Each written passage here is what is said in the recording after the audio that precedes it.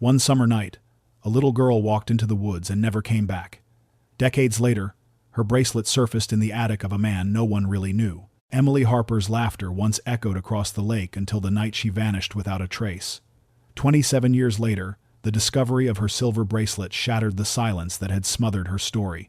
The sun slipped low behind the pines, staining the sky with streaks of amber and rose as Willow Creek Camp settled into the comfortable rhythm of evening. The air hummed with the last notes of summer play, the laughter of children ringing across the open fields where the day's games had only just ended. Fireflies winked in the gathering dusk, rising from the grass like living sparks, and the scent of wood smoke from the campfire circle drifted lazily over the grounds. For a moment, everything about the place felt timeless, as if the woods and the lake had been waiting centuries for just such a night, one filled with voices, movement, and joy. The brass bell outside the mess hall clanged, its metallic echo cutting through the twilight and calling children back to their cabins for roll call. Groups of 12-year-olds trudged reluctantly along the dirt paths, their chatter spilling into the air, their feet dragging as though to delay the inevitable end of the day.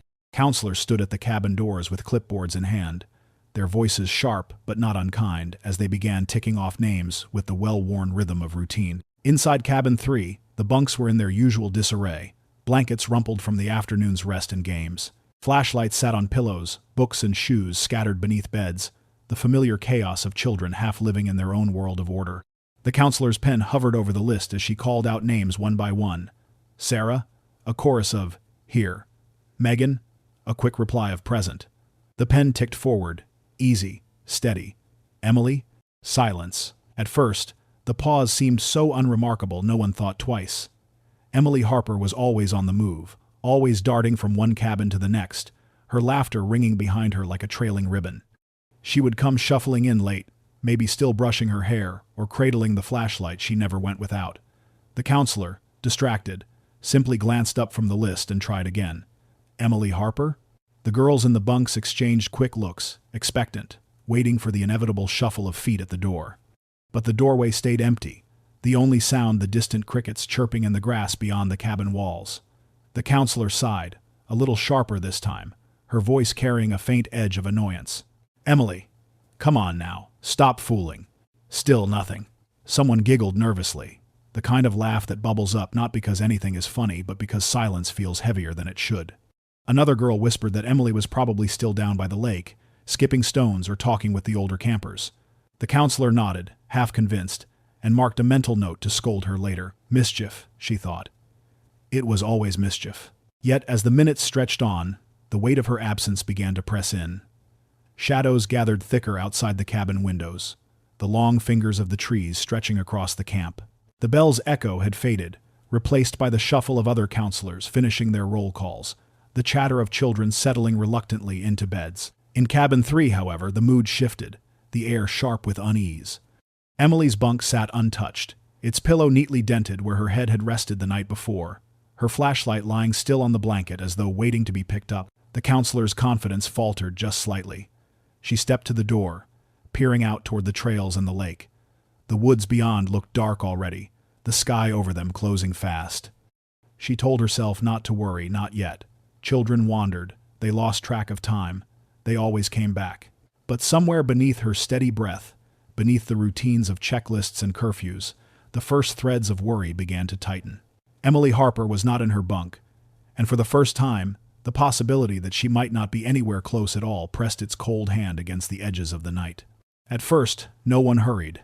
The counselors fanned out across the campgrounds with the easy confidence of adults certain a child would soon turn up, perhaps sneaking cookies from the mess hall, or whispering secrets beneath the stars with friends from another cabin. Voices carried through the cooling night, light and unhurried. "Emily, come on now, time for bed." They called into the open field, down toward the dock, into the thin line of trees where children often dared each other to wander before being chased back with warnings of owls and bears. The laughter of other campers, still restless after a long day, mingled with these calls, and for a moment the air felt more like a game of hide-and-seek than a search. Counselors swapped brief smiles as they crisscrossed the paths, each one certain they'd be the one to find. Emily crouched behind a cabin or skipping stones along the lake's glassy surface. One even carried the beginnings of a lecture on his tongue, ready to remind her of curfew, ready to send her scurrying back to her bunk with a sheepish grin. But the minutes stretched, and the smiles faded. The lake lay empty, its stillness disturbed only by the occasional splash of a fish breaking the surface. The mess hall stood locked, the lights out. The trails behind the cabins darkened quickly, shadows thickening with the fall of night. Counselors gathered in small knots, trading uncertain glances. Someone muttered that maybe she had gone back to her cabin after all, only to find it as empty as before. The camp director was summoned, his face, usually calm and commanding, pinched with unease as he ordered flashlights pulled from storage. Beams of light stabbed into the darkness, sweeping back and forth across fields and paths. The tone of the calls shifted, the easy lilt gone, voices sharper now, edged with urgency. Emily Harper. Campers pressed against the windows of their cabins, wide-eyed, whispering to one another. What had begun as a small disruption was spreading like a ripple through the camp. Children asked hushed questions their counselors couldn't answer. A few cried softly into their pillows, unnerved by the sudden change in the adults' voices, the strange seriousness that didn't belong to bedtime routine. It was near midnight when one of the counselors stumbled upon it. At the base of the chain-link fence that marked the edge of the camp's property lay a flashlight, its beam flickering weakly, as though the batteries had been knocked loose in a fall. The counselor bent to retrieve it, brushing dirt from its casing, and froze when she realized it was Emily's, recognizable by the bit of ribbon tied around its handle, a decoration she'd added earlier in the week. The ground nearby told its own quiet story. In the beam of the flashlight, faint impressions of small shoes could be seen pressed into the earth, leading outward toward the woods beyond the safety of the camp.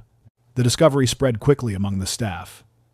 Flashlights converged on the fence line, beams darting, hands tightening on walkie-talkies. The air thickened with dread.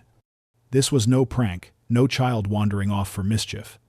Emily had gone beyond the boundaries of the camp, beyond the watchful eyes of the adults charged with her care. Counselors exchanged uneasy glances, their voices dropping to low, urgent whispers. Some tried to mask their fear, insisting she might have only stepped out for an adventure, that she would return, laughing at their overreaction. But their words rang hollow even to their own ears. The fence loomed in the dark like a threshold, a line that should never have been crossed. Inside the cabins, children huddled together, sensing the rising tension. Whispers of monsters in the woods and strangers on the trails passed from bunk to bunk. For them, the night had shifted from summer's ordinary magic into something unknown, something dangerous. By the time the sheriff's car headlights swept across the gravel road and painted the pines with flashing red and blue, the truth had already taken hold in every heart at Willow Creek. Something was wrong. The easy confidence of the search was gone. In its place was fear, deep and bone-cold, spreading through counselors, campers, and parents alike. Emily Harper was not just late for roll call anymore. She was gone, and the night had swallowed her whole. The gravel road leading into Willow Creek Camp filled with headlights before long, each car throwing dust into the night air as families and neighbors rushed toward the sound of trouble. Some were parents who had been visiting for family night, still lingering in town when the news spread. Others came from their own kitchens and porches, drawn by the wail of the sheriff's siren and the whispered urgency that a child was missing. They arrived clutching flashlights, lanterns, and whatever tools they could find, their faces pale with fear. Deputies barked orders as they stepped from their cruisers, radios crackling at their belts. The red and blue lights cut across the camp like a warning beacon, startling loons from the lake and casting long shadows of the cabins against the trees. Officers lined up the volunteers, forming them into search parties, urging them to move methodically rather than scatter. But the order was fragile, paper-thin against the raw panic that had begun to settle over everyone present. The bloodhounds came next, lifted from their crates and fitted with harnesses. Their handlers pressed scraps of Emily's clothing to their noses, her sweatshirt pulled from her bunk, still carrying the faint trace of her scent. The dogs strained immediately, muscles taut, paws scraping the earth as they barked into the dark. Their baying rolled through the camp like a warning bell, raising the hair on the necks of every parent and child. For some, it was a flicker of hope dogs would find what the human eye could not. For others, the sound was a grim toll, a signal that something truly terrible had taken hold of the night. The search expanded beyond the cabins. Parents moved with flashlights through the tall grass of the fields, voices breaking as they called Emily's name again and again. Deputies marched along the trails with rifles slung across their shoulders, beams cutting through the woods. Volunteers combed creek beds and searched the shoreline of the lake, their boots sinking into the mud, their breath clouding in the cooling air. The woods seemed endless, each tree a shadow among shadows, each rustle in the underbrush a possible answer that dissolved into silence. Children who had once laughed around campfires pressed against cabin windows, wide-eyed and sleepless. The counselors tried to soothe them with promises they did not believe themselves. The whispers began quickly among the younger ones: monsters in the woods, ghosts by the lake, strangers lurking at the edge of camp. Some cried into their pillows. Others stared into the dark, listening to the endless chorus of their friend's name echo through the trees. As the night dragged on, the calls grew hoarse, the flashlights weaker. Still, the searchers pressed outward, fanning through the forest in widening circles. Every so often, a shout would rise, "I found something," only to fall into disappointment. A lost shoe that wasn't hers, a tangle of branches mistaken for clothing, the movement of a deer startled from its bed. Each false alarm deepened the dread. By 3 a.m, the camp was unrecognizable. What had been a place of laughter and games only hours before was now overrun with strangers, their flashlights sweeping the grounds, their voices taut with urgency. Helicopters thudded overhead, their searchlights slicing through the treetops, but even the whir of blades could not break the suffocating stillness that clung to the woods. Dawn came gray and heavy, a light that revealed tired faces, mud-streaked shoes, and eyes swollen from tears. The camp director stood near the mess hall with the sheriff, his expression hollow. Margaret and Thomas Harper, pale and stricken, clutched each other at the edge of the search line, their voices gone from calling through the night. Volunteers returned from the woods with slumped shoulders, unable to meet one another's eyes. No torn clothing, no footprints beyond the fence line, no sign of struggle, nothing but the empty bunk where Emily had laid her head the night before. The innocence of Willow Creek Camp was gone. The fire pits were cold, the laughter silenced, the very air thick with a grief that no one yet dared to name aloud. What had begun as a summer night like any other had ended with a hollow truth. A 12-year-old girl had vanished, and the camp would never be the same again. The search spread outward as though the whole county had been set into motion. What began at the cabins and the perimeter fence spilled into the fields, the creeks, and the rolling stretches of farmland that bordered Willow Creek. Lines of volunteers moved shoulder to shoulder through the tall grass, their flashlights bobbing like stars across the open dark. Each step pressed into damp soil heavy with morning dew, shoes squelching as they pushed forward, eyes scanning for the smallest clue. Deputies marked areas with colored flags, trying to keep the chaos contained, but the desperation of parents and neighbors made order impossible. People trampled into the underbrush with only the will to find something, anything, that might bring the girl home. At the creeks, water rippled with the steady churn of boots wading in. Men bent low with lanterns, pushing aside cattails and reeds that hissed in the wind. Every splash was tense, every shadow under the surface a threat. In some places, mothers knelt at the banks, whispering Emily's name into the current, as if the water itself might return her. The bloodhounds whined at the edges, noses darting back and forth but failing to hold a trail. The scent that had once burned bright on Emily's sweatshirt seemed to vanish with the night air, leaving behind only confusion. By mid-morning, the roar of helicopters cut across the sky. Their blades chopped through the silence, sending birds scattering from the treetops. Searchlights swept over the campgrounds and beyond, wide beams scanning acres of woodland, their glow reflecting on the still surface of the lake.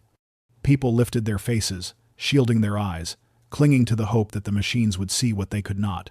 From the water's edge, boats launched with deputies and volunteer divers, their oars creaking as they moved out across the glassy expanse. The lake was beautiful under the rising sun, deceptively calm, its stillness mocking the frenzy around it. Rumors swirled quickly that Emily had slipped too close to the edge, that the water had claimed her in silence. The divers disappeared beneath the surface, wetsuits glistening as the crowd on shore waited, breathless. When they emerged with nothing but weeds clinging to their gear, the relief was sharp but hollow. If she wasn't in the lake, then where was she? In town, the search took on another face. Emily's school portrait, her wide smile and neatly brushed hair, was copied until the image blurred at the edges. Within hours, her picture was taped to shop windows, stapled to telephone poles, and hung on the walls of diners. At Murphy's Cafe, the regulars sat with untouched cups of coffee, staring at the flyer on the bulletin board as though the girl herself might step through the door at any moment. The bell above the door jingled with each arrival, and each time heads turned, half expecting news, half dreading it. Theories spread as quickly as the posters. Some whispered about a stranger seen in town the week before, a man in a rusted pickup with out-of-state plates. Others muttered that it must have been a drifter, or worse, someone who had slipped from the prison 2 counties over. There were darker suggestions too, an unknown predator stalking the woods, a kidnapper who had been watching the camp all along. Fear twisted each rumor into something sharper, and the townsfolk repeated them in hushed tones as though speaking too loudly might make them true. Children overheard what parents tried to hide. By night, ghost stories began to creep into their play, tales of monsters in the lake, or a shadow that stole kids who wandered too far from camp. Counselors tried to shush the talk, but the silence of adults carried more weight than any story. If the grown-ups were afraid, then surely there was something real to fear. By the second evening, Willow Creek was no longer a place of safety and routine.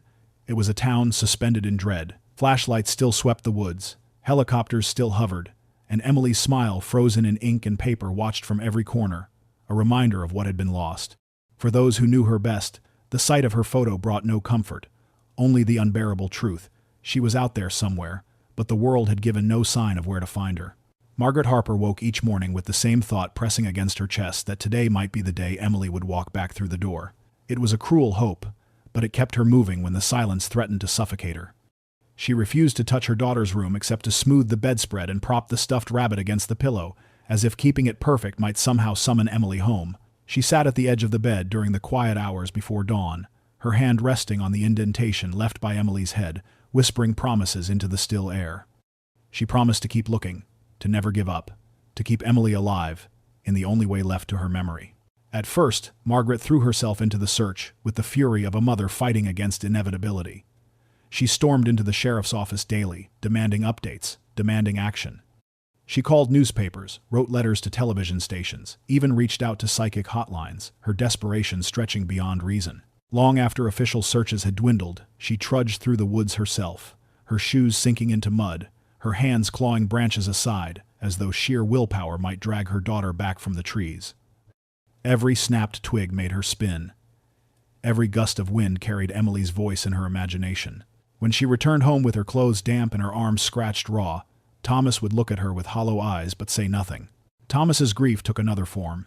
He was a man who had always believed in order tools arranged neatly on pegboards, problems solved by steady hands and practical solutions. Emily's disappearance shattered that order.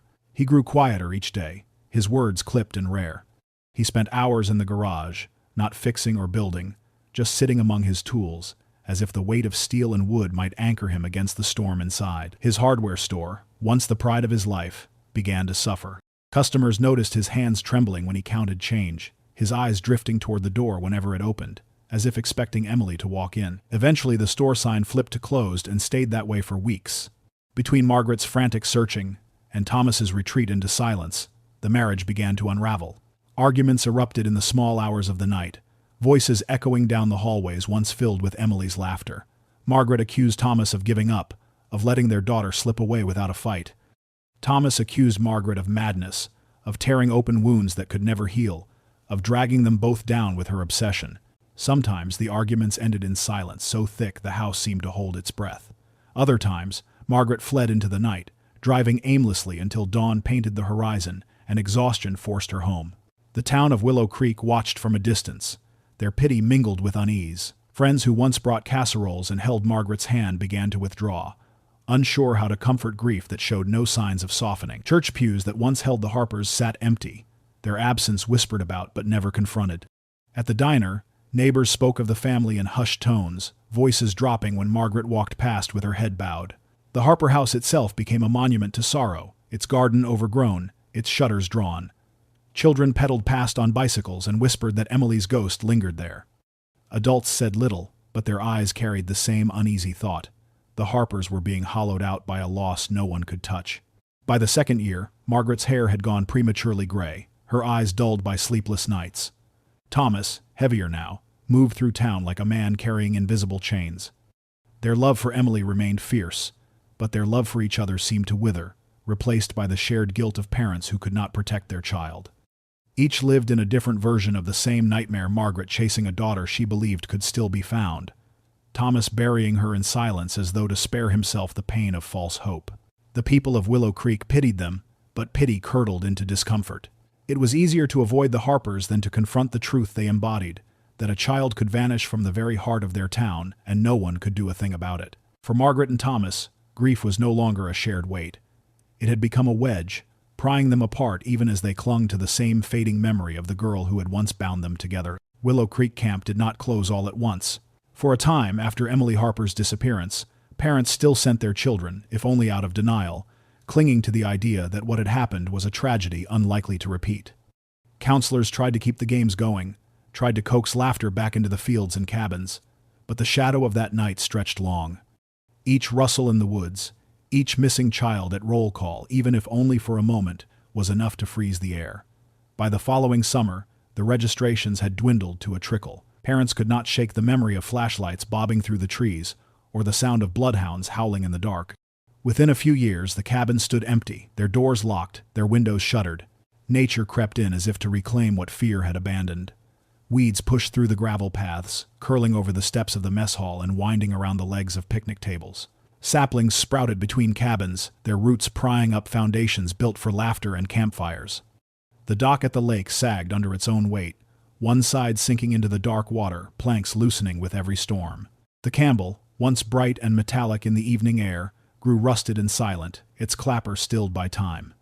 The air, once filled with shrieks of delight and the clatter of trays in the dining hall, now held only the cries of loons across the water and the whisper of wind through pines. Children who lived in Willow Creek pedaled past the gates on bicycles, daring one another to peek inside. They would stop, clustered at the fence line where Emily's flashlight had once been found, and whisper her name into the trees.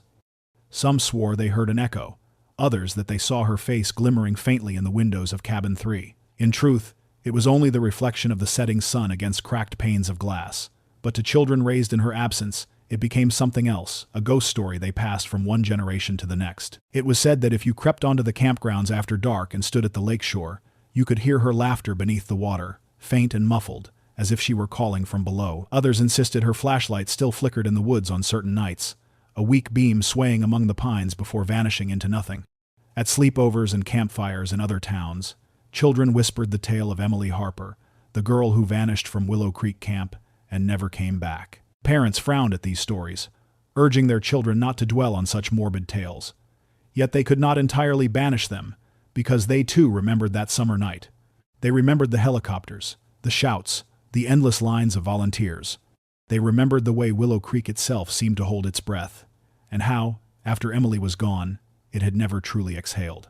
The stories were not just entertainment, they were the town's unspoken memory, reshaped into legend so that the children born after 1983 could understand the fear that had seeped into their streets. By the time 20 years had passed, the camp was no longer spoken of as a place for summer games.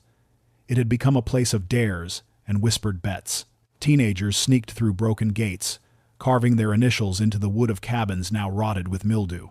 They laughed too loudly, trying to mask their unease, but more than one claimed to hear footsteps in the underbrush or voices calling from the lake. Some came back pale and swore never to return. Others bragged of touching Emily's bunk, still tucked neatly in Cabin 3, as if the camp itself had frozen in the moment she vanished. To the adults of Willow Creek, the camp was a scar left unhealed. No one made plans to repair it. No one petitioned to reopen it. It simply sat there, sagging into the earth, its silence an indictment that could not be erased. To the children, however, it became something else. A haunted place. A story to be told in hushed voices. Emily Harper, 12 years old, blonde hair tucked behind her ears, with her silver charm bracelet on her wrist, became less a girl and more a legend, a symbol of what could be lost in an instant. The weeds grew thicker, the cabins leaned harder into decay, and the camp that had once been filled with joy became the very image of absence. Yet, in that absence, Emily was never forgotten. She lingered in the whispers, in the echoes of laughter that some swore they still heard when the wind moved just right across Lake Willow. The camp decayed, but the memory of the girl who had vanished there endured, alive in every story told in the shadows of Willow Creek. The file was closed with the same dull finality as a door shutting against a storm. In the cramped office of the Willow Creek Sheriff's Department, the papers that had once been spread across desks and tacked to corkboards were gathered, clipped, and slid into a cardboard box. A label was scrawled across its spine: Harper, Emily. Unsolved. The deputies who had once moved with urgency now shifted with weariness, their eyes avoiding the folder as if the very sight of it carried blame. Radios that had once crackled with updates about search grids and bloodhounds now hummed with traffic stops and petty theft. The summer of panic faded into routine, though the scar of it lingered in every face that remembered. The FBI, who had arrived with crisp suits and sharper promises, eventually packed their briefcases and drove away. Their press conferences, once filled with clipped optimism and talk of profiles and possibilities, dwindled into silence. By the end of the year, their visits had ceased entirely.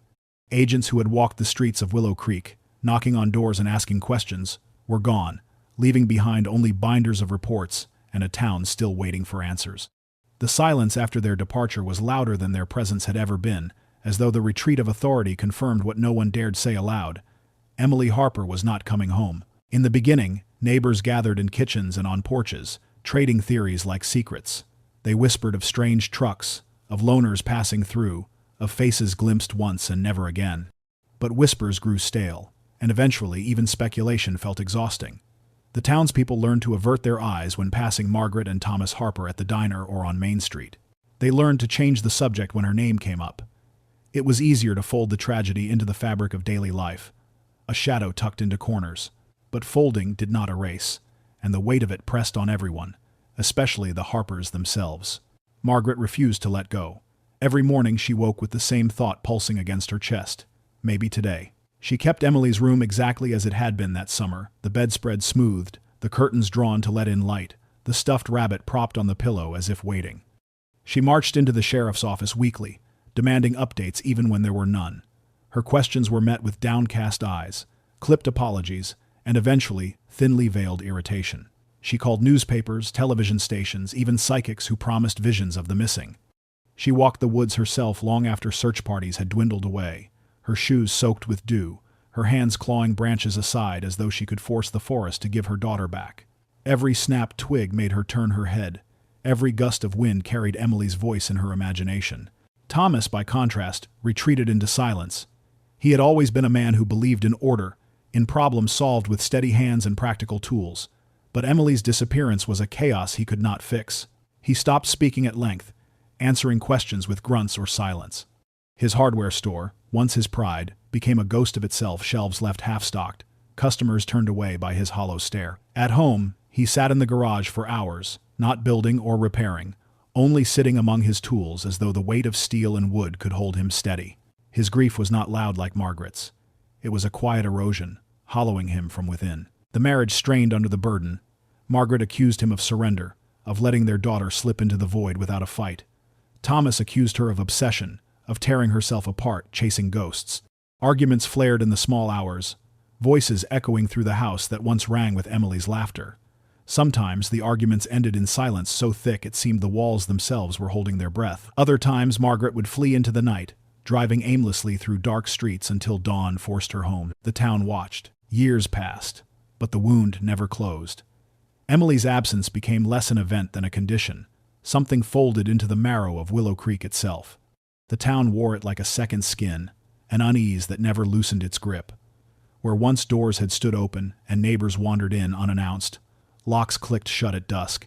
Windows that once framed the soft glow of living rooms were now drawn with curtains, as if the darkness beyond might peer inside. Parents kept their children close, their warnings sharp and unyielding, no wandering past the end of the street, no playing in the woods, no swimming at the lake without an adult.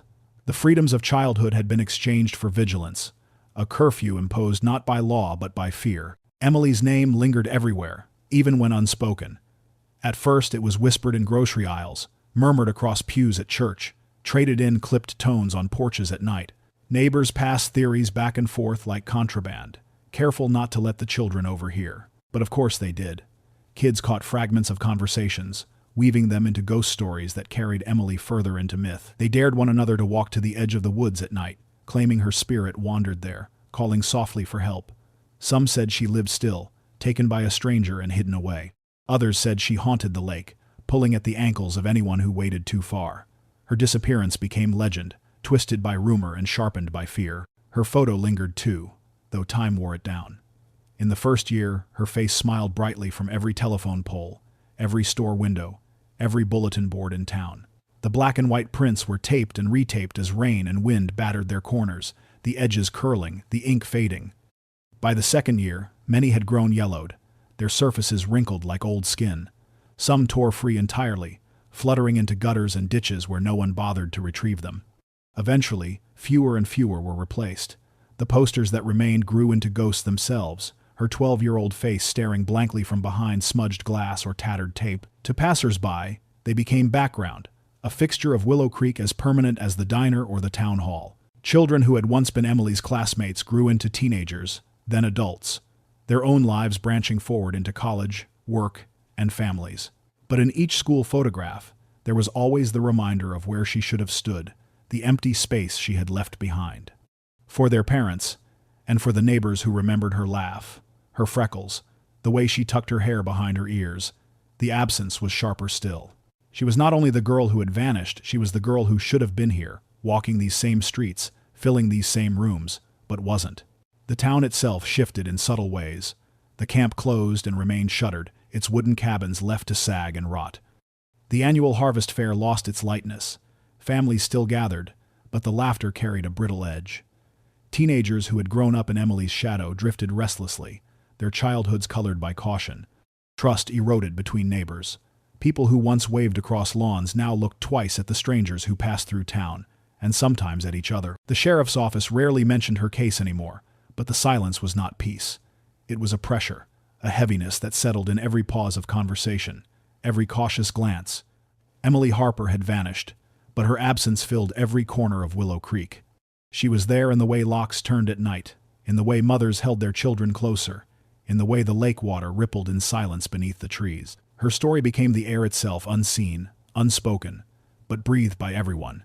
And as the years layered one on top of another, her memory did not fade so much as it transformed, becoming less about the girl herself and more about the haunting fact of her absence. Willow Creek carried her like a shadow that stretched across generations, her smile fading in photographs, even as her name endured, a wound that refused to heal. Walter Griggs had always been a man apart. Even in a town as small as Willow Creek, where lives were measured by shared glances at the diner and nods across the church pews, he remained a figure on the edges, never fully belonging. He lived alone in the big Victorian house on Maple Street, a place far too grand for one man, its wide porch sagging slightly, its windows shaded by curtains that never seemed to open. People passed by it daily, but the house and its occupant seemed to belong to another time, another world, one that rarely intersected with theirs. He was not unkind, exactly, nor outwardly threatening. Neighbors recalled polite nods when he retrieved his mail, or the brief wave of a hand as he pushed a mower across his overgrown lawn at dusk. But he never lingered. He never stopped to chat, never accepted offers to join block parties or church suppers. Children whispered about him in the way they did about any adult who chose solitude over fellowship. To them, he was the strange man in the big house, a figure glimpsed through lace curtains or muttering to himself as he carried groceries inside. Parents assured their children he was harmless, just lonely, the sort of man who preferred his own company. Still, unease clung to him. Some recalled how he never invited anyone inside, not even repairmen if it could be helped. He fixed what he could himself, letting what he could not linger in neglect. The paint peeled in long strips. The shutters sagged on their hinges. The once white trim dulled to gray. The house that had once been a jewel of the neighborhood became a reminder of decay, a hollow shell kept upright by habit more than care. Even so, Walter paid his taxes on time, kept his utilities current, and never caused trouble that warranted a deputy's visit. On paper, he was unremarkable. In life, he was forgettable. His routines never changed. He shopped at the same small market every Thursday, slipping through aisles with his head bowed, selecting bread, milk, and canned goods. Clerks noted how he avoided conversation, how he counted his money with precise, deliberate care, as though the simple act of handing over bills required great attention. He left quickly, returning to his house where the curtains swallowed him whole.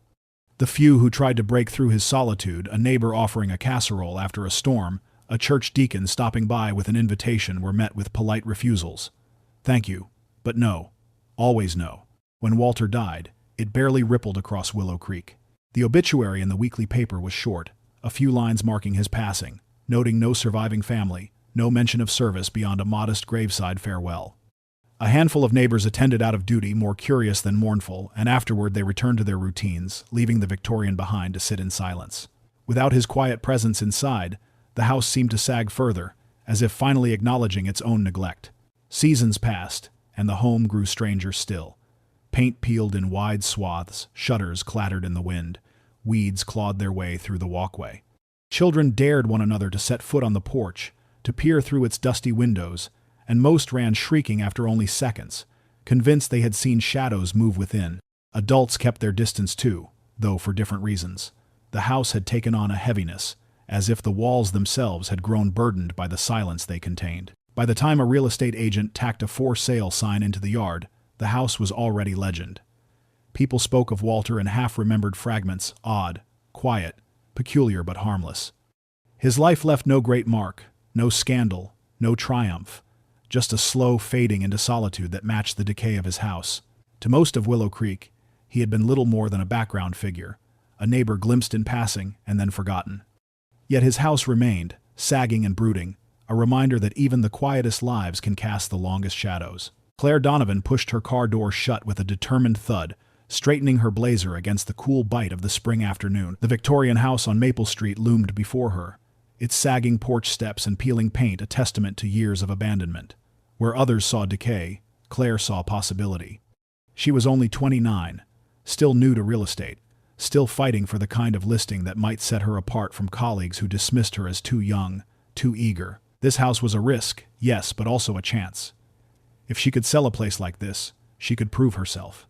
She climbed the porch carefully, the boards groaning beneath her heels. Vines twisted up the railing like fingers trying to hold the house shut, and the windows, dulled by grime, gave back nothing of the interior.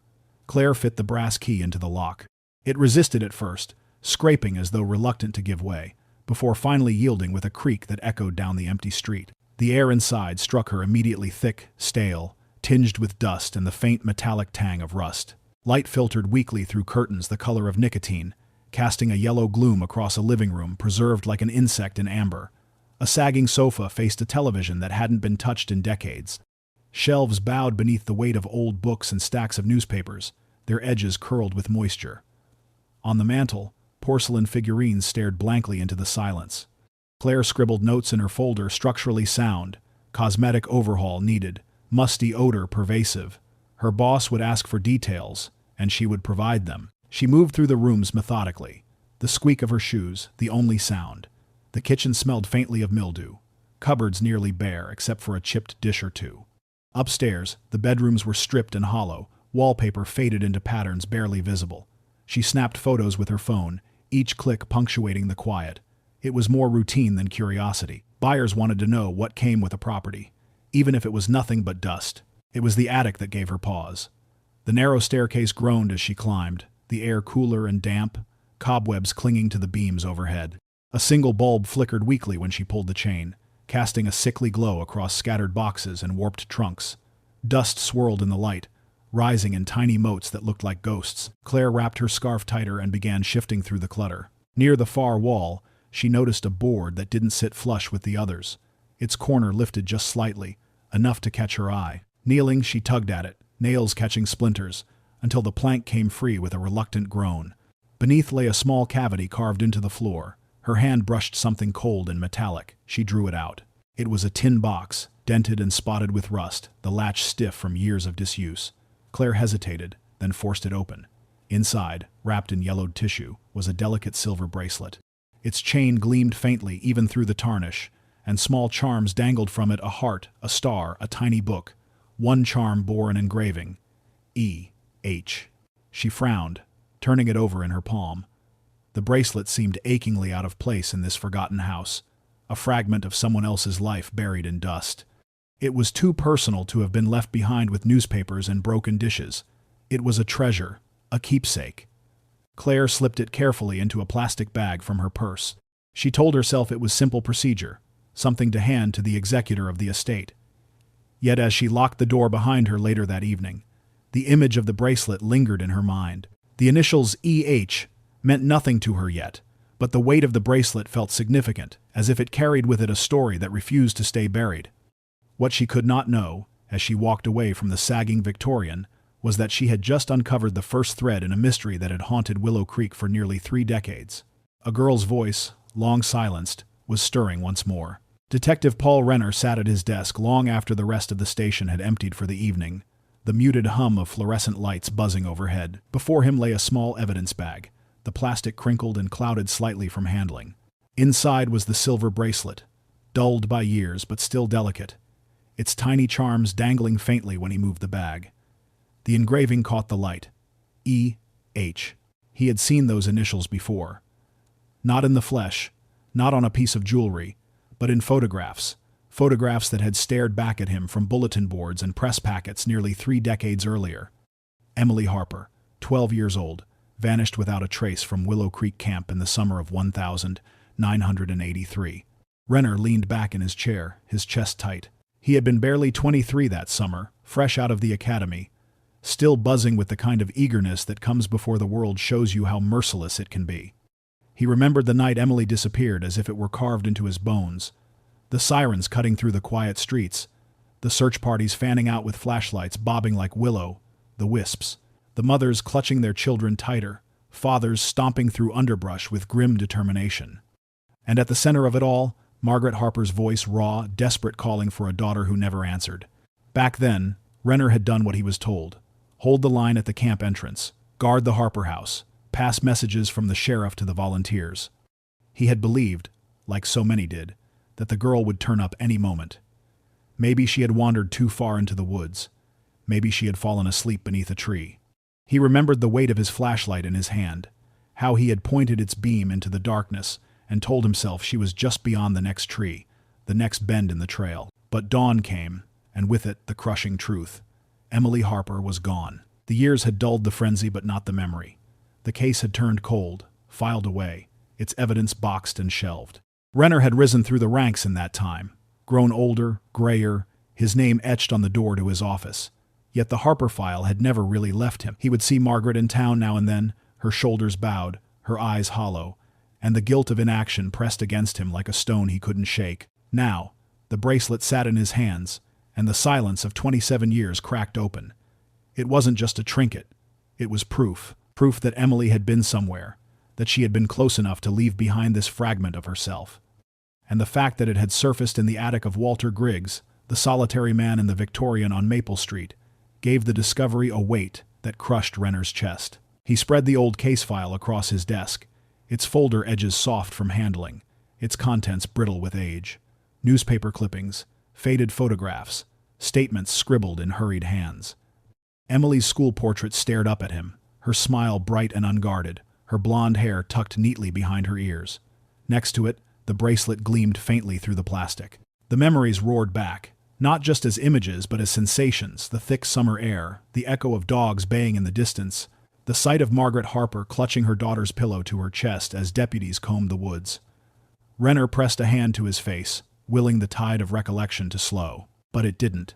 The ghosts of 1983 had been waiting for this moment, waiting for the first sign that the silence would break. He knew what came next.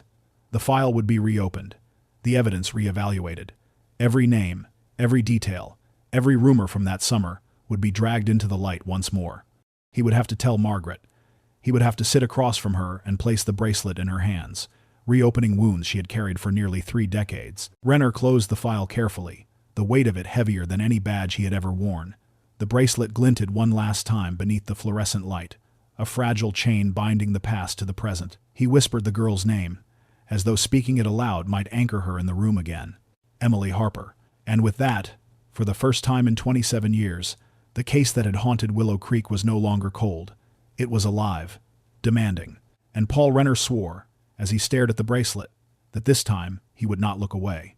The Griggs house had been standing empty for nearly a year when the team went back inside, this time not as appraisers or cleaners, but as investigators. The discovery of the bracelet had shifted everything. Suddenly, the decayed Victorian was no longer just a property in disrepair but a potential crime scene. Yellow tape fluttered across the porch railing, and the hum of generators filled the air as forensic lights were carried up the creaking stairs. Inside, dust still clung to the air in heavy curtains, but now it was disturbed by boots and gloves, by men and women speaking in clipped tones. Every drawer was pulled, every closet door examined. They moved through the rooms slowly, mapping out spaces Walter Griggs had lived in solitude, spaces that might have concealed more than anyone had ever guessed. In the attic, the search turned methodical. Flashlights swept across stacks of boxes and trunks. The floorboards probed for hollows. It was one of the younger investigators who tapped his knuckle against a section of wall near the eaves and frowned. The sound was off hollow, where the rest rang solid. Tools were brought in, crowbars prying at boards that had not seen daylight in decades. Wood splintered, nails screeched, and the panel gave way to a dark cavity. What lay beyond was a room no one had known existed. Narrow, suffocating, its walls raw and unfinished. The space smelled of rot and stale air. A single cot leaned against one wall, its frame rusted, the thin mattress stained and sagging with age. A child's blanket was still folded there, its once bright pattern of cartoon animals dulled by dust, threads fraying at the corners. The sight of it stopped everyone cold. On the floorboards, gouges marred the wood, scratches etched deep, uneven, as if someone had clawed or dragged nails across it in frustration, in fear, in desperation. Investigators crouched low, photographing each mark, tracing them with gloved hands. The silence in that narrow room was thick, broken only by the click of cameras and the scribble of pens on notepads. In one corner, tucked beneath the cot, they found another tin box, smaller than the one that had held the bracelet. Its lid resisted at first, then popped open with a brittle snap. Inside were folded pages, yellowed with time, the edges crumbling, drawings, done in childish hand with crayon and pencil, stick figures with smiling faces, a sun shining in a sky of blue. One page showed a house with a tall figure beside it. Another a girl with long hair, bracelets drawn thickly around her wrists. No one spoke as the pages were lifted carefully into evidence bags. The drawings were innocent on the surface, but in that room, with its cot and blanket and scratches, they became unbearable. They were proof of presence. Proof that a child had lived there, shut away in silence. The realization spread like a chill through the team. Emily Harper had been here. Not only had she vanished from camp all those years ago, but she had been brought to this house, hidden within these walls while the town searched the woods and dragged the lake. While her mother begged for answers, Emily had lain on this cot, wrapped in that blanket, scratching at the floor, filling pages with the only voice she still had. Word of the hidden room reached Detective Renner, and when he stepped inside, he had to steady himself against the doorframe. The cot, the blanket, the crude drawings, they were not just relics, they were a wound reopened. He felt as though the air had been stolen from the room. He could almost hear her, a child's breathing in the shadows, the sound of crayons against paper. The house had seemed strange before, now it was monstrous. And though Walter Griggs was already dead, the evidence spoke with undeniable force. Emily Harper had not vanished into thin air. She had been here, behind these walls, her presence carved into the wood, pressed into paper, folded into silence. The case was no longer only about a disappearance, it was about captivity. It was about a stolen life. And the weight of that truth pressed down on everyone who stood in that hidden room, the echoes of a child who had been kept in darkness while the world outside went on without her. The police station smelled faintly of old paper and burnt coffee when Margaret Harper walked in. Time had carved deep lines into her face, and her hair, once a dark brown, was now streaked almost entirely with gray. Yet her presence carried the same force it had in 1983, when she'd stormed these same halls, begging and demanding answers no one could give. Now, decades later, she sat across from Detective Paul Renner, the bracelet laid on the table between them like a shard of lightning, small but devastating. Her hand trembled as she reached for it. The silver was dulled, tarnished by years in hiding, but the charms were unmistakable. A heart, a star, a book, and the small plate etched with E.H. Margaret's breath hitched, her lips parting in a soundless cry. She traced her fingertip along the engraving, her hand shaking with the tenderness of a mother remembering her daughter's laugh, her daughter's joy at receiving it on her 12th birthday. Tears welled in her eyes, but there was something else rising behind them, something harder, sharper than grief. This was hers, she whispered, her voice breaking. She never took it off, not once. She looked up at Renner, her expression fierce now, the tears cutting through but failing to soften her gaze. All these years you told me there were no leads. You told me she was gone, lost. And all this time, that man lived right here, 3 streets from the camp, with this in his attic. Renner started to speak, but Margaret's voice cut through, stronger, steadier. Don't tell me you didn't know. Don't tell me he slipped through the cracks. I want every file reopened, every interview reread. I want every rumor, every scrap of evidence you buried dragged into the light. Do you hear me?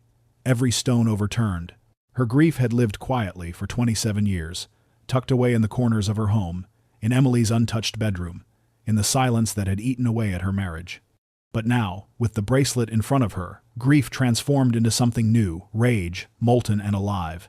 It poured from her in waves, her voice trembling not with sorrow but with fury. I searched every day, she said, her hands clenched into fists on the table. I tore my shoes apart in those woods, clawed my arms raw, pushing through the brush. And all along she was here. He had her here. Her voice cracked on the last word, but she pushed forward, unwilling to let the emotion slow her.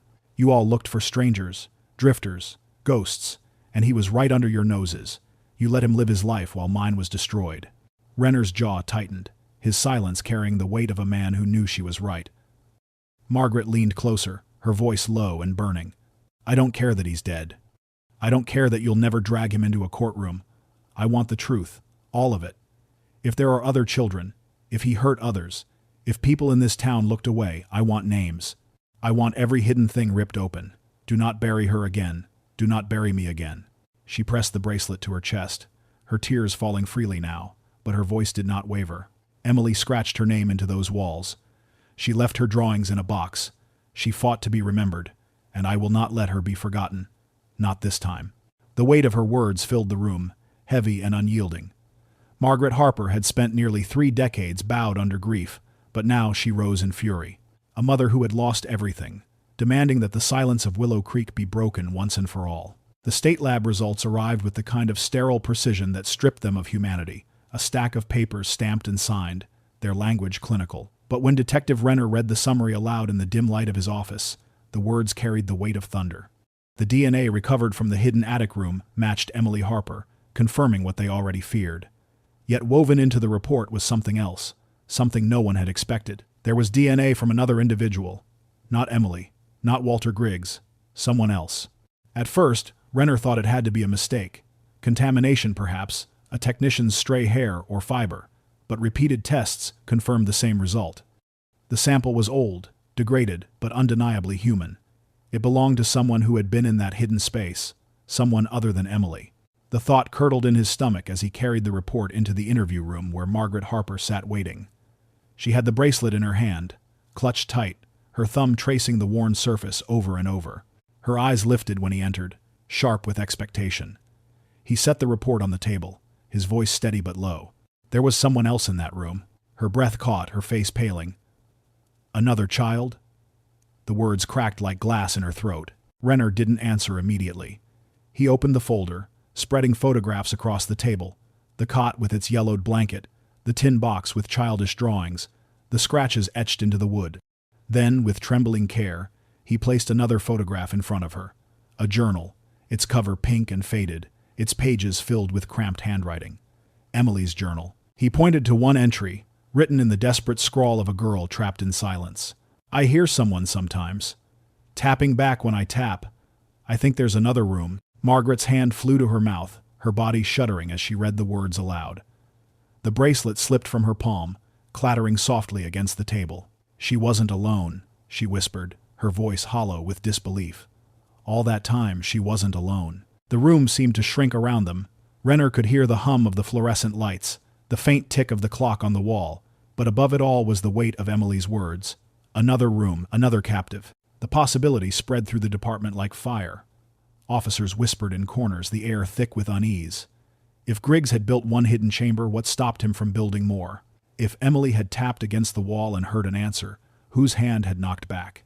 Theories spiraled, each darker than the last. Had there been another child stolen from her family, just like Emily? Had they lived side by side in silence, separated by a wall, their voices muffled but reaching for one another? And if so, who was that child? Where was their family? Had they spent decades like the Harpers, waiting by the window, praying for a knock at the door that never came?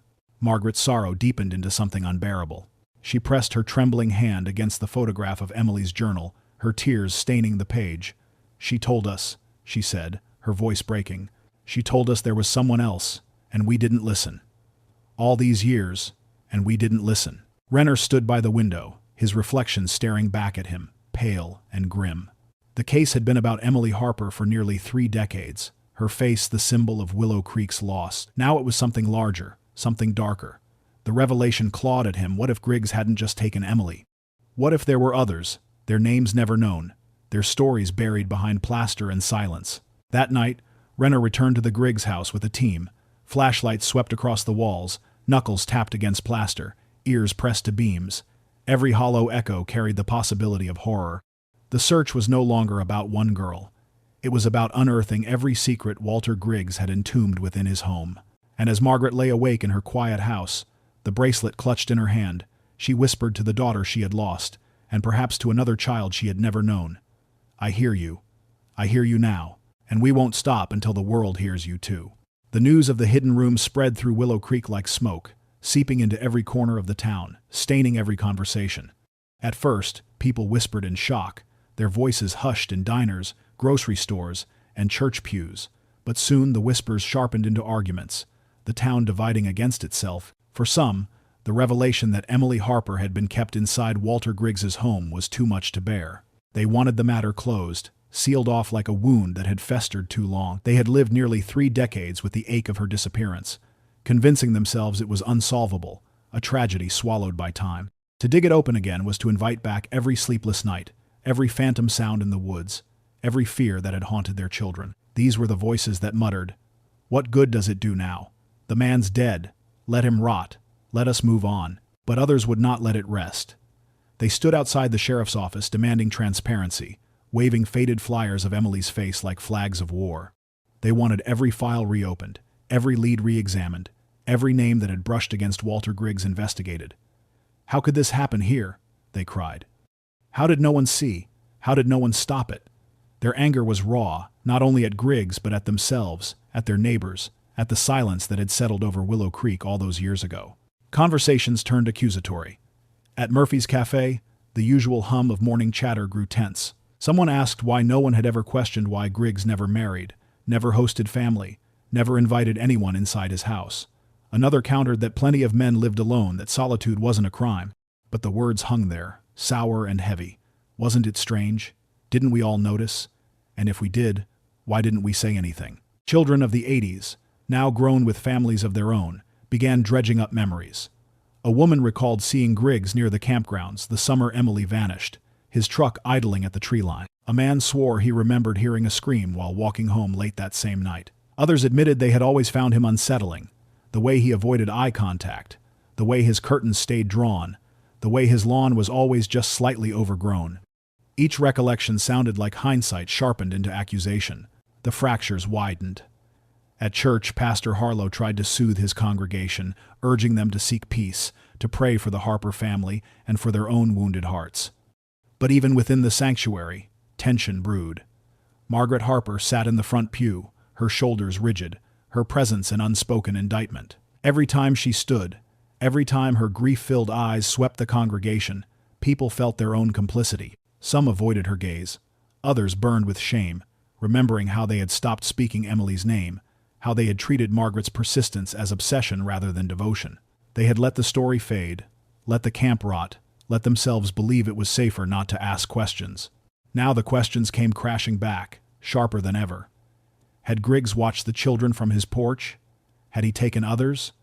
Did the town look away because it was easier? The unease seeped into homes, into classrooms, into playgrounds. Parents clutched their children closer, though their children were grown. Teenagers, who had once told ghost stories about Emily Harper, now realized the truth had been darker than any tale they'd invented. In Willow Creek, the old friendliness frayed. Neighbors who once exchanged pies and greetings now looked at each other with suspicion, with judgment. Whose silence had enabled Walter Griggs? Whose unease had gone unspoken? The fracture was not just about a crime. It was about the shattering of an illusion that Willow Creek had been safe, that they had been different from other towns. And beneath it all was the voice of Margaret Harper, refusing to let the whispers fade into silence again. She stood at the center of it, grief hardened into resolve, reminding them all of the cost of forgetting. The bracelet, the drawings, the scratches in the floor, proof that Emily had been alive within their reach. Proof that while the town had chosen silence, a child had tapped against a wall, waiting to be heard. The gates of Willow Creek Camp groaned as they were pushed open, the rusted hinges crying out after decades of neglect. Weeds as tall as a man choked the paths, curling over what had once been neat gravel trails. The mess hall leaned under the weight of collapsed shingles, and the cabins sagged with mildew, their paint blistered and their windows clouded with grime. For investigators, the camp was another piece of the puzzle, a place that might still hold secrets left untouched, since 1983.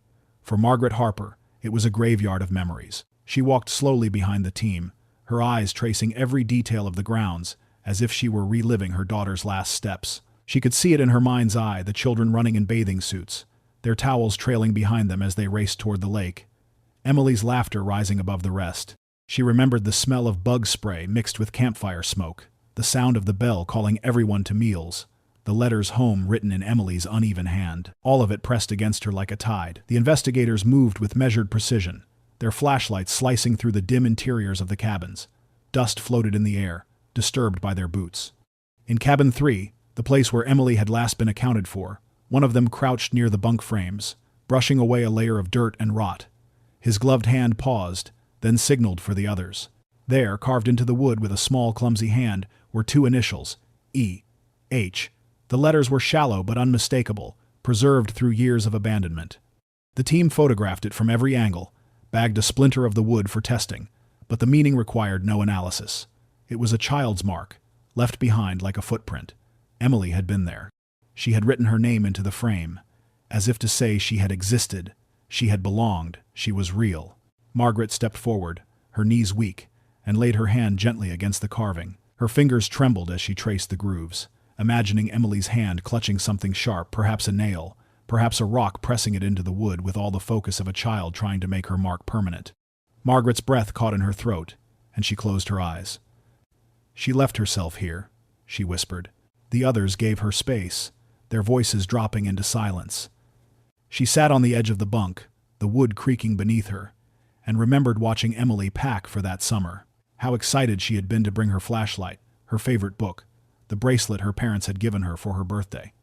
How she had begged to go swimming every day, to stay up late telling stories with the other girls. Margaret could almost hear her still, that bubbling laughter that seemed too loud for her small frame. But layered over the laughter was another memory the night she vanished. The flashlight sweeping through the woods, the bloodhounds howling into the dark, the way Margaret had clutched her daughter's pillow in the cabin, willing it to still be warm. And now here she was, nearly 30 years later, sitting on the same bunk, touching the scar her daughter had left in the wood. The camp was silent except for the wind through the pines, but Margaret felt as if the air itself was listening. She walked slowly back outside, past the sagging cabins and the broken bell. The lake glittered through the trees, deceptively beautiful, just as it had been that summer. She stood at the shoreline, her reflection wavering on the surface, and felt the weight of time collapse. Emily had laughed here, had run here, had disappeared here. The investigators would record the carving, log it, file it alongside the bracelet, the drawings, the journal. To them, it was evidence. To Margaret, it was something more. It was a message from her daughter, carved into the world so she would not be erased. As she left the camp, her eyes lingered on the initials one last time, the letters E.H., glowing faintly in the fading light. It was as if Emily herself was still whispering through the years. I was here. Don't forget me. Daniel Price had aged in ways that went beyond the lines on his face. When the investigators found him in a small town 2 states away, he was living a modest life as a mechanic, his days spent under the hoods of cars, his nights in a quiet house where the blinds were always drawn. He was polite when they introduced themselves, but there was a flicker in his eyes' recognition, dread that told them he had been waiting for this moment for years. When they mentioned Emily Harper, the wrench slipped from his hand and clattered to the floor. He didn't pick it up. Instead, he wiped his palms on his stained work shirt, his breath shallow. For decades, he had carried something buried in his chest, and now, with the bracelet and the hidden room making headlines, the weight of silence was finally breaking him down. Over cups of lukewarm coffee at his kitchen table, Daniel began to talk. His voice was low at first, hesitant, as if speaking the words aloud might summon the ghosts of that summer night. He had been 19 then, a counselor for his second season at Willow Creek Camp. His job was simple: keep the kids in line, lead games, make sure they were in bed before curfew. He was barely more than a child himself, thrilled by the small sense of authority and the attention of his fellow counselors. But that night had burned itself into his memory like a scar. He remembered seeing Walter Griggs. Not clearly, not enough to raise alarms at the time, but enough that it had lodged in his conscience. Griggs had been standing near the tree line just beyond the camp's fence, half hidden by shadow, his figure still, watching. Daniel recalled how his stomach had tightened at the sight. He had known Griggs by reputation, the quiet man in the big Victorian, the neighbor who never came to church socials or town parades. Everyone knew him, but no one knew about him. I saw him that night, Daniel admitted, his hands shaking around his coffee mug. Right there, near the fence. I thought it was odd, but I didn't say anything. Who was I to accuse a man just for standing there? I was a kid myself. I didn't trust my own gut. What came next hollowed his voice even further. Later that night, while doing rounds, he had heard something, a scream, faint and sharp, carried across the dark. It had been brief, swallowed quickly by the woods, but he knew it hadn't been his imagination. He had told another counselor, a friend, but the boy had laughed it off, said it was probably an owl, or one of the kids sneaking out and startling themselves. No one wanted to believe anything darker could be happening. I let it go, Daniel whispered, tears brimming in his eyes. I let it go because I didn't want to be wrong, because I didn't want to look foolish. And then she was gone. He dropped his face into his hands, his voice breaking. If I'd pushed harder, if I'd gone into those trees, maybe she wouldn't have disappeared. Maybe she wouldn't have ended up in that house. The investigator sat in silence, the weight of his confession filling the room. It was not proof, not evidence that could turn back time, but it was another piece of the truth that had lain hidden for decades. Daniel Price had carried his guilt alone, burying it under grease-stained shirts and long, sleepless nights. Now, with the truth clawing its way to the surface in Willow Creek, he could no longer keep it locked away. When the team left his house, Daniel followed them to the door. His eyes were red, his shoulders stooped, but his voice was steady. "Tell her, Mother," he said. "Tell Margaret Harper I'm sorry. I should have fought harder. I should have believed what I saw, what I heard. Maybe it won't matter now, but she deserves to know." 200. For Margaret, his confession would cut like a blade, confirmation that there had been chances, glimpses, warnings ignored. For Willow Creek, it was another fracture, proof that one man's silence had been part of a larger chorus of denial. And for Daniel Price, it was the release of a truth that had haunted him every day since that summer night, a scream echoing through the woods that no one believed. The journal was fragile, its pink cover faded to a dull rose, the edges of the pages curled and yellowed from years of neglect. It had been found in the tin box tucked beneath the cot, wrapped in scraps of cloth as though Emily herself had tried to protect it. When the evidence technicians placed it on the table, Detective Renner hesitated before slipping on gloves and opening the first page. He had spent his career reading reports, transcripts, and statements, but this was something different. These were the words of a child trapped in silence, a voice that had waited nearly 3 decades to be heard. The early entries were simple, written in a scrawl that wobbled across the lines. Emily described the first days after she was taken, how she had cried until her throat was raw, how she had begged to go home. She wrote of the blanket with cartoon animals that she wrapped around herself to keep from shaking, of the stale food left on a tray, of the way the light bulb overhead flickered so often that she counted the flashes just to mark time. She missed her mother. She missed the lake. She wondered if anyone was looking for her. As the pages turned, the tone shifted. Her handwriting grew smaller, more cramped, the words pressing close together, as though she had learned to write in whispers. She wrote about the footsteps she heard above her, heavy and deliberate, pacing the floorboards. She wrote about the times she dared to call out, only to be met with silence. "He doesn't answer," she scribbled on one page. "He just listens." There were passages that broke Renner's composure, though he forced himself to keep reading. Emily had described her loneliness with the aching clarity of a child who couldn't fully understand what was happening to her. "I talk to my rabbit even though it isn't here," she wrote. "I pretend she is in my arms and it helps for a little while." She wrote letters to her parents in the journal, promising them she was being brave, that she hadn't forgotten the sound of their voices. On one page, in shaky letters, she wrote, "Mom, I know you will find me. Please, don't stop." But the most chilling entries were the ones where she suggested she wasn't alone. "Sometimes I tap on the wall," one page read. "Sometimes I hear someone tap back." Another entry, written days later, expanded. "I think there's another room. I think someone else is in there. They are quiet, but I know they are there." Those lines sent a shiver through everyone who read them. If Emily had tapped and someone had answered, then there had been another child, another captive hidden somewhere in Griggs's house. No record of another missing child matched the timeline exactly, but the possibility hung heavy in the air. Had there been someone else who never made it out? Or had Emily's imagination, starved for companionship, conjured the sound to keep her from breaking? The later entries grew fragmented, the handwriting jagged, the words uneven. Hunger, fear, and time seemed to press against every page. She wrote about the scratching she made on the floorboards, how it was the only way she could prove she was real.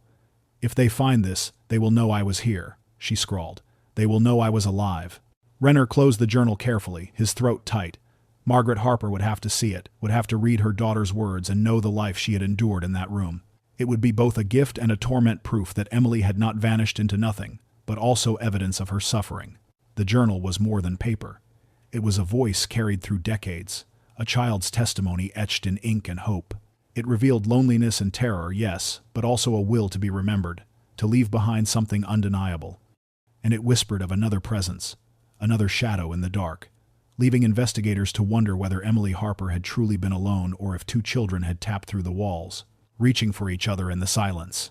The Griggs property became a hive of activity once the journal surfaced. Every creak of the floorboards and groan of the old house treated as though it might conceal another secret. Forensic vans lined the curb, their floodlights throwing stark beams across the sagging Victorian, turning its peeling paint and drooping shutters into something skeletal. Neighbors stood at the edges of their lawns, whispering as specialists in white suits filed in and out with boxes and equipment. For nearly 30 years, Walter Griggs's home had been a curiosity, a cautionary tale for children to mock and fear. Now, it was stripped of mystery, exposed as a place of horror. Inside, investigators combed through each level with a meticulous patience, prying open every cavity, shining UV lights along baseboards, peeling back wallpaper. On the second floor, along the narrow hallway that led to the hidden attic chamber, they found scratches gouged into the plaster, long and frantic. Some were low to the floor, at the height of a child's hand. Others were higher, clustered near the corners as if someone had tried to claw their way out. Gloved hands traced the marks, cameras flashed, and every gouge was measured, photographed, documented. They were not the marks of neglect or accident. They were deliberate. The basement proved worse. The air was damp and foul, a mixture of mildew and rust. Along the walls sat shelves lined with jars, their glass cloudy with age. Inside, floating in yellowed liquid, were objects investigators could barely bring themselves to catalog at first. Locks of hair, small ribbons, scraps of cloth. Each jar was sealed, labeled only with faded numbers. The sight of them silenced the room. The lead investigator ordered every jar carefully bagged and taken to the lab. Forensic techs moved with quiet dread, the weight of what they were uncovering pressing down with every step. DNA swabs taken from across the property confirmed what many feared. Samples matched Emily Harper, but others did not. There were traces that belonged to unidentified individuals, fragments of genetic code that hinted at more victims. Some were too degraded to pull clear profiles, but they were human, undeniable. Each result piled onto the growing horror that Emily had not been Griggs's only captive. The woods behind the property, once a place children passed on their way to camp, became another site of excavation. Teams with cadaver dogs moved through the dense underbrush, their paws crunching through leaves as handlers called commands. The dogs led them to shallow depressions in the soil, areas where the earth seemed disturbed even after years of growth. Shovels cut into the dirt, exposing bones, brittle and pale against the dark earth. At first, animal remains surfaced. Deer, raccoon, the kind of carcasses one might expect near a rural property. But then came fragments that didn't belong to animals. Human remains, tiny, incomplete. The site was sealed, markers planted in the ground as forensic archaeologists were called in. The woods filled with the sound of digging, of zipped evidence bags, of radios crackling updates no one wanted to hear. Each bone, each fragment was handled with reverence, but the implications cast a pall over the entire town. How many children had been taken? How many families never even knew to ask? Detective Renner stood at the edge of the property, staring at the line of evidence bags stacked in the back of a van. He thought of Emily's journal, of the lines where she wrote she wasn't alone, of the tapping through the walls. Now the possibility loomed that her words had been literal, that other children had been kept here, their lives stolen, their voices silenced before anyone could hear them. Walter Griggs was dead, buried quietly with no one to mourn him, but the house he left behind was unraveling him piece by piece. Each scratch on the wall, each jar in the basement, each bone unearthed from the soil told the story he never confessed. A story not of one victim, but of many. And with each discovery, the town of Willow Creek felt its foundation tremble. What had once been a mystery surrounding a single missing girl had grown into something darker, vaster, and far more terrifying. Emily's face had been the one on posters, but now investigators feared she might not have been the only child lost to the silence of that house. She was the voice that remained. The others, if they existed, were only shadows, waiting to be named. Walter Griggs went into the ground with nothing but silence. There was no trial, no moment of reckoning, no confession scrawled in a journal or whispered to a priest. He died as he had lived alone, unreadable, and detached from the community that had always kept him at arm's length. For investigators, his death was a wall they could never scale. The man who might have told them how many children had passed through his house, who might have answered the questions scrawled in Emily's journal, had left nothing but shadows. The evidence painted its own grim picture: Emily's bracelet, the hidden room with its cot and blanket, the jars in the basement, the scratches in the walls, but the full story remained elusive. Forensics uncovered more fragments of DNA, more possibilities, but no names to anchor them. Were they all Emily's? Echoes of her survival pressed into every corner of that house? Or were they traces of others, children who had never been reported missing, or whose cases had slipped unnoticed through the cracks of distant towns? Each new lab result carried a weight of uncertainty, and every unanswered question gnawed at Willow Creek's collective conscience. Detective Renner admitted as much during one of his late-night meetings with Margaret Harper. "We may never know," he said, his voice thick with frustration. "We'll follow every lead. We'll test every bone, every fiber. But Griggs is gone. The answers we want may have gone with him." His words landed like stones, but Margaret did not flinch. After 27 years of silence, she no longer expected the world to give her clarity. She had learned to live with questions that twisted like thorns, questions that had no resolution. For Margaret, closure was not an option. Closure implied an ending, a neat tying off of threads, and her daughter's story had been anything but neat. Emily had been taken, hidden, silenced, and erased from the life she should have lived. To speak of closure felt like erasing her all over again. Instead, Margaret chose remembrance. On the anniversary of Emily's disappearance, she lit a single candle in her front window. The flame flickered against the glass, a beacon for the daughter who had once run laughing through the camp, who had scribbled her hopes into a journal, who had left her initials carved into a bunk. At first it was only Margaret alone in her house, her hand pressed against the cool window pane as the candle burned. But over time, neighbors noticed. Some began lighting candles of their own, small points of light glowing across Willow Creek on that summer night, each one a quiet acknowledgement of what had been lost. Margaret never spoke of closure. She spoke of voice. Emily's voice, hidden in the lines of her journal, echoing in the scratches on the floor, whispered in every fragment of evidence left behind. Margaret vowed that her daughter's voice would never be buried again. Not by neglect, not by silence, not by the passing of years. She attended every town meeting, pressed every investigator for updates, spoke Emily's name aloud in places where others shifted uncomfortably and looked away. For the rest of the town, the memory of Emily Harper would always be a mirror of their own unease, what they had missed, what they had ignored, what they had chosen to forget. But for Margaret, remembrance was a form of defiance. Each candle she lit was a reminder that Emily had lived, that she had been more than a missing girl on a faded flyer, more than a mystery in a cold file. She had been her daughter. She had been loved. And as the years went on, the candle in Margaret's window became more than a symbol of grief. It became a vow, a steady flame against the dark silence of unanswered questions, a mother's unyielding promise that Emily Harper's voice would never be lost again.